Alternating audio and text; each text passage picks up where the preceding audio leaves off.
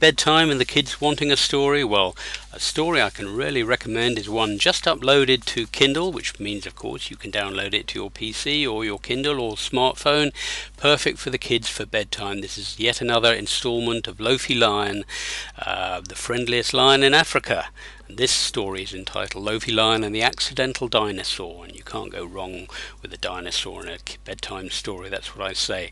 Anyway, this time Loafy, along with some familiar characters, Fee, Loafy's mate, and Marty the Martial Eagle, meet a dinosaur. And I want to just read you a snippet of the story just to get you in the mood.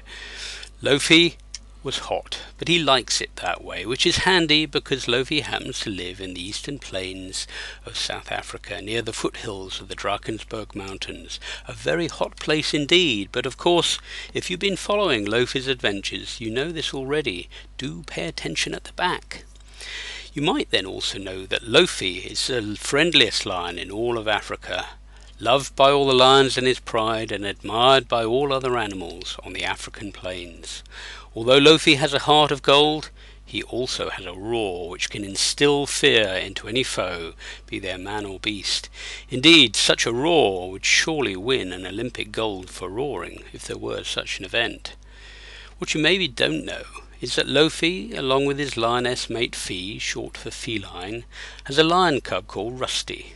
Now Rusty, who is a bit of a rascal, was named after his rust-coloured fur coat, which allows him to blend in easily with the hot sun-drenched boulders, the bush willow shrub and other trees of the African plains. Such camouflage means that to the casual observer, if Rusty keeps quite still, he is as invisible as a cloaked Klingon bird of prey, and then quite out of the blue he will spring at you with a playful pounce, scaring you right out of your fur every time. On this beautiful hot day, under a blue, azure, cloudless sky, Rusty was creeping up on his dad, Loafy, all ready to pounce. He planned his manoeuvre carefully, approaching Loafy in a pincer movement and with the sun behind him, like all good ace fighter pilots, but stealthily, ever so stealthily. Now it's a well-known fact amongst Loafy's closest friends that he is as deaf as a post, but strangely, Loafy's eyesight is sharper than that of an eagle. Loafy can spot trouble a mile off. So spying Rusty's attempt to bounce him out of a half-closed, sleepy eye as he dozed in the hot sun was child's play to Loafy.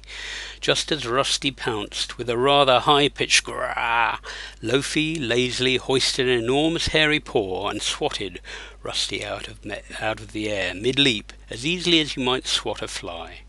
Rusty hit the hard, flat stone boulder where Loafy was relaxing and tumbled to a halt, nose down on Loafy's open newspaper, the Daily Roar. Stunned for a second, Rusty's senses swirled as he looked at the headlines.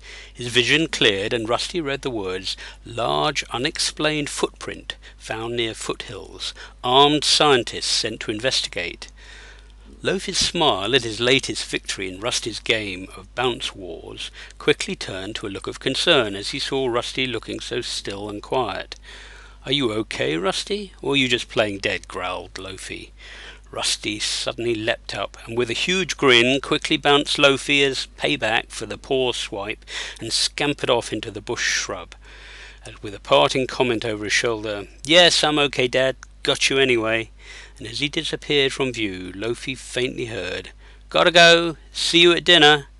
"Be back before sundown," Loafy growled after him, before sleepily dropping his head onto his hairy front paws once more to resume his snooze, thinking, "That cub has got far too much energy."